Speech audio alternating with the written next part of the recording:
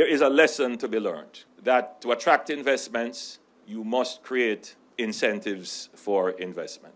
But if you have to give incentives for the investment to be profitable, you're going to be stuck eventually paying for that investment. That needs to be said and understood. The notion of incentives attracting investments, if not properly managed, can end up being the government paying for the investment.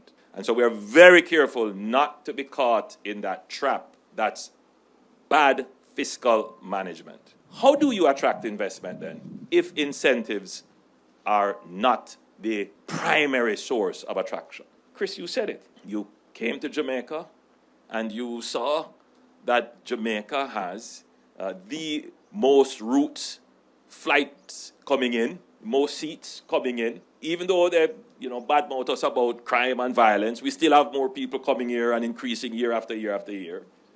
You left your all-inclusive and went to Rick's Cafe and you caught the vibe. You almost jumped off the cliff. What I'm saying to you is that and particularly for tourism investment, the lifestyle, the brand, the culture are incentives for people to invest. And Jamaica has that more than any other destination in the region. We must protect it. The challenge that we face is to make the person in the Duncan's market understand that brand Jamaica delivers value for them as it will deliver value for Harmony Cove.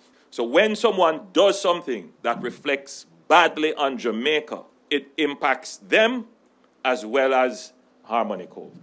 Our brand is in the top 5 most recognized brands in the world. We should be getting much more from that. Other people have recognized that. I've seen a tin of ackee with the Jamaican flag, and when I looked at it, it said made in Barbados. That's a brand. If your relative overseas goes in a supermarket in New York, let's say, and they wanted to purchase, let's say, canned pineapples, and on that shelf, there are literally hundreds of options.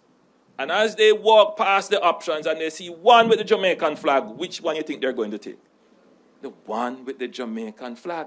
And if a tourist came here and dived off the cliff at West End in Negril and went into that same supermarket looking for canned pineapples, and they come across the one with the Jamaican flag on it, what do you think they're going to do?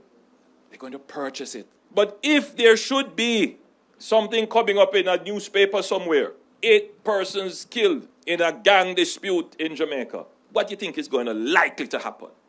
Our Jamaicans may still go and purchase it, but it is quite likely, psychologically, in the back of the mind of that person who had the experience in Jamaica, weighing, I had a good time, but there's violence. They may pass it, and that's one sale less. And what does that one sale less translate to? It could be the very pineapple that you grew here in Jamaica, which was processed and exported. The brand is valuable. That is why Tavistock and Nexus are here, to leverage the brand, to position their product, to bring people here. Don't destroy our brand with violence and un-Jamaican behavior. So brand is an important asset in attracting investments in the country.